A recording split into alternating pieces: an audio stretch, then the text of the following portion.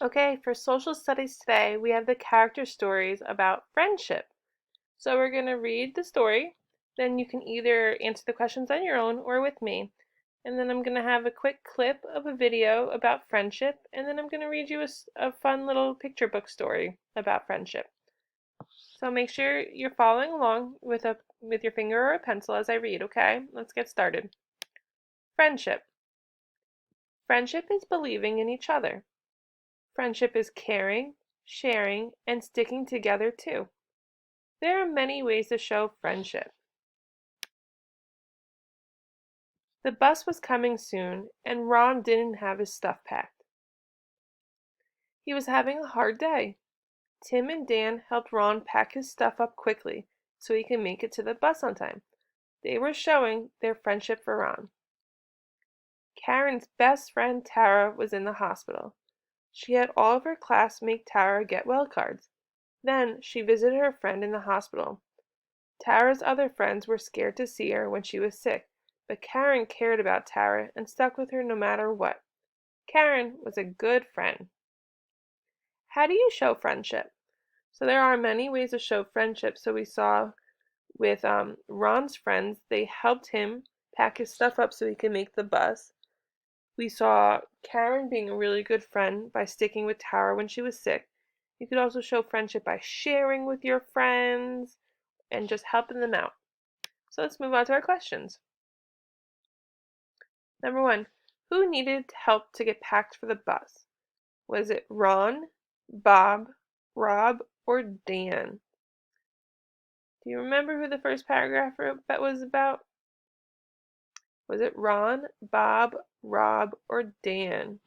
So you can look back in that first paragraph, okay? So it says the bus was coming soon and Ron didn't have his stuff packed. So who are we talking about? We're talking about A, Ron. Number 2, who visits her friend in the hospital? Was it A, Katie, B, Kara, C, Karen, or D, Christy? So once again, we could look back into our story, and in the last paragraph we see Karen's best friend Tara was in the hospital. She had all her class make Tara get well. So who is it? Karen, okay? So who visits her friend in the hospital? C, Karen. Number 3, Karen was a good student, friend, athlete, or player. Think about what our title is about. Our title is friendship. So what was Karen? Karen was a good B, friend. Number 4, friendship is leaving your friends when they need you. Is this true or false? If you're a good friend, do you leave your friends or are you there for your friends?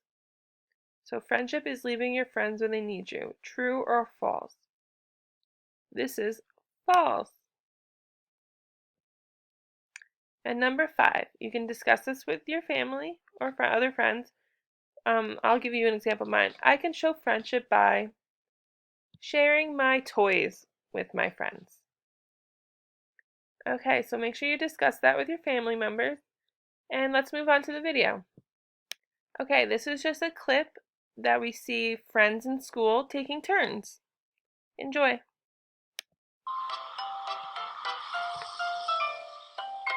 Fox and Penguin take turns.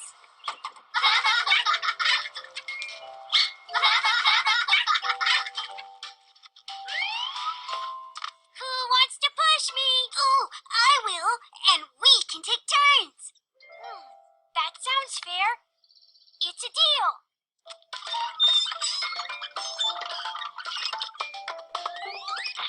I'm first. No, let me go first. I can't get past you. We can't all go down the slide at the same time. Which means we need to take turns. Okay, Tiger. You can go first. Rawr, thanks.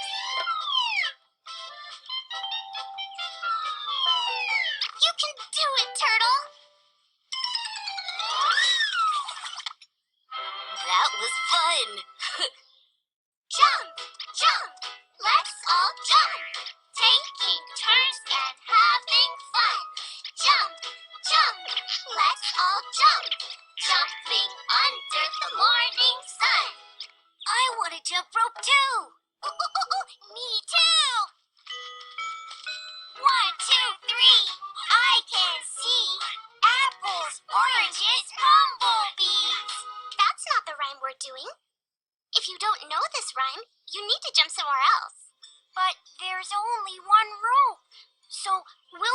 turns just like before. Yeah, just like we did on the slide. Okay, you can take a turn doing the rhyme you know. 1, 2, 3, I can see apples, oranges, bumblebees. 1, 2, 3, can you see? Look around and jump with me. I can't wait for my turn. Maybe we can all play together. Oh, what if we mix our rhymes into one new rhyme? Yeah, then we can all share the jump rope because we are friends and friends share. I love that idea. We are friends, friends who share. We share our games and we play fair. We are friends, friends who care. We play together everywhere. Come on, let's play. Jump, jump, let's all jump. Taking turns and having fun. 1, 2, 3, I can see apples, oranges, bumblebees. Jump, jump, let's all jump. Jumping under the morning sun. 1, 2, 3, can you see? Look around and jump with me. We're learning friends. So I hope you saw how the friends shared with each other and took turns. Taking turns is a very important part of friendship. It's showing your friends that you care about their feelings and about what they want to do too. So let's now move on to my read aloud. So we're going to read Diggy the Dog Explores Friendship. In this book, we're going to see how friends can really help you get out of certain situations, and making new friends is a great thing. So let's get started. Diggy the Dog Explores Friendship. Diggy the dog lived on a farm with his mom and pop in a big red barn. His home sat on top of the highest hill with land, animals, and a red windmill. The farm was surrounded by a big blue stream and hundreds of trees, more than one could dream. It was here that Diggy loved to explore the endless animals, plants, rocks, and more. But one day when Diggy had gone to explore, he went further than he had ever been before. He came across an old wooden bridge with a few missing boards and some light damage. Diggy looked around, not a soul was in sight. A smile formed, he could not hide his delight. With a cautious look, he stepped on the wood. It creaked and cracked, so quietly he stood. The water was rushing beneath his paws, and the planks were swaying like tiny seesaws. The bridge wouldn't last. What could Diggy do? He didn't have long, maybe a second or two. Without missing a beat, Diggy leapt off the plank as high as he could, aiming for the nearby bank. As he touched solid ground, glad to be okay, the bridge collapsed and was swept away. Diggy looked across the river, anxious and scared. He couldn't make the jump, and swimming he didn't dare. But Diggy could run, it's what he does best, so he ran down the river without stopping to rest. After a long while he still could not cross. That's when Diggy started feeling at a loss. How would he ever cross this rapid river? The thought scared him, it gave him a shiver. But at that moment there was a rustle close by. Diggy looked over the bank and saw to his surprise a small, furry creature with teeth as large as can be, chewing and gnawing on a large chunk of tree. Help me, the bridge fell down. I can't cross the river, and I can't go around. The beaver turned to Diggy and looked over the pile, and immediately gave him a great big smile. I'm Bucky the Beaver, and constructing is what I do. All I need is wood, and I can build anything for you. A new bridge, a new boat, even an oar. The only problem is, it will take a day, maybe more. Diggy thanked Bucky. His offer was kind, but he couldn't wait that long. He didn't have time. Bucky smiled and said, I fully understand. I would try the forest. That might be your best plan. The forest was dark with trees all around, and that's when Diggy heard a very strange sound. Thunk, thunk, thunk! It was fast approaching. Louder and louder, something was definitely encroaching. Diggy saw a dark figure. It looked like a tree, but it was coming right towards him. How could that be? The closer it got, the more Diggy made out. It looked like an animal, stumbling about. Help me, my situation is bad. I need to get home to my mom and dad. The creature quickly stopped and lowered its head. Face to face with Diggy, this is what it said. Hello there, my friend. Hello there, friend. My name is Melvin the Moose. My apologies if I looked like a goof. I stumble and tumble wherever I go. Noise and destruction, it's all that I know. You see, I have strong antlers, and I'm tall enough, but with poor sight, I'm always running into stuff. I can cross the river, no problem at all, but with my poor vision, I may slip and fall. Diggy was upset. He hung his head low, but he thanked Melvin, and then turned to go. Melvin looked on, wishing he could do more, as Diggy went further into the outdoors. Diggy's never seen trees as big as these, and the plants and bugs he didn't feel at ease. But Diggy needed some help, so he marched on, though the further he went, the more his path was gone. Diggy came to a clearing and looked around. He saw something move, so he made no sound. The creature was huge, at least 8 feet tall. The biggest he's seen, it looked like a wall. It had a dark black hair, sharp teeth, and claws. It was picking up trees without even a pause. The size and strength gave Diggy a scare, but then the beast stopped and started sniffing the air. The creature sniffed and snorted, then turned his head. He stared right at Diggy. Oh no, Diggy said. He bounced right over. Diggy froze in dismay. He then bent down, now just inches away. Well, hello there, little one. I'm Billy the Bear. I'm terribly sorry if I gave you a scare. I was exercising by lifting the trees. I'm sure that was a fright. Forgive me, please.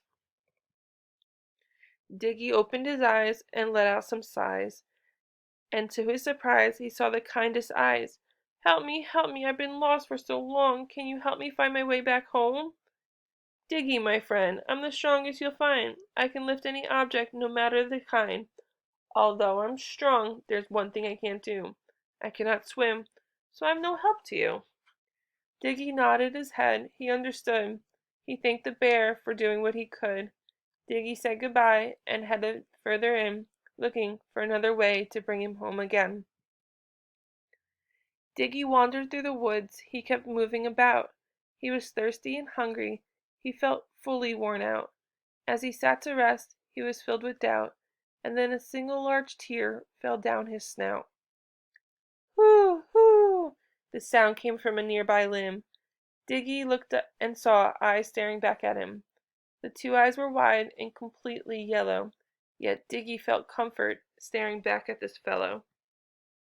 Help me, I need to get home. I'm lost in the woods and terribly alone. The creature stepped forward into the light. The colors, the wings, it was definitely a sight. I'm Ollie the Owl. Do not be afraid. You feel all alone, but I'll give you aid. I can't help you cross, I'm just too small, but I can fly high and can see nearly all.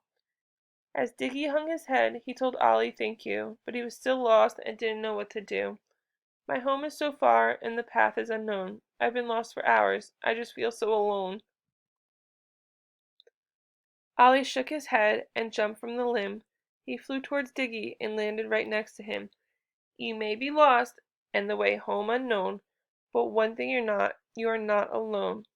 At that moment, the forest came alive. As the animals walked into the light, the beaver, the moose, and even the bear, they were all huddled around. They were all right there. May not be able to help you as one, but with us together, anything can be done. All the animals smiled, making Diggy grin too. I have a plan. This is what we're going to do. Ollie took to the sky, way above the trees. With his great sight, he could see the way with ease. Diggy followed from the ground as fast as he could, leading the others through the dense wood. After a while, they broke into the light. They were back at the river. Diggy jumped with delight. But they had a little time, the sunset just began, so they found the tallest tree and continued with the plan. Bucky used his teeth to chop at the wood, while Melvin scraped the bark as best as he could. The moment was right, so Billy stepped in. He leaned on the tree, ready to begin. Billy pushed and pushed with all his might. The tree was huge, it definitely gave him a fight. But then the others started helping their friend, and that's when the tree began to descend. "Bam!" went the tree. The sound echoed all around. The tree laid across the river, perfectly on the ground. Their plan had worked. The animals jumped to cheer, hugging one another as if friends for years. Diggy leapt on the tree. The new bridge was strong. He trotted across as if it was there all along. As he touched the other bank, he was so glad. He was going home to see his mom and dad. Before he left, he turned around to say, and there were four smiles shining back his way. "Thank you you were all so kind. I'll never forget. You all are forever friends of mine." The five animals waved and went their own way, but they kept the lesson they had learned that day. No matter the animal, big or small, together we're better and can accomplish it all. The end. So, in the story, we saw friends come together, although they were new friends, so it doesn't matter the length of friendship. They came together and they were able to accomplish helping Diggy get home and helping one another. And that is a very important part of friendship, is helping your friends when they're in need. I hope you enjoyed your friendship lesson.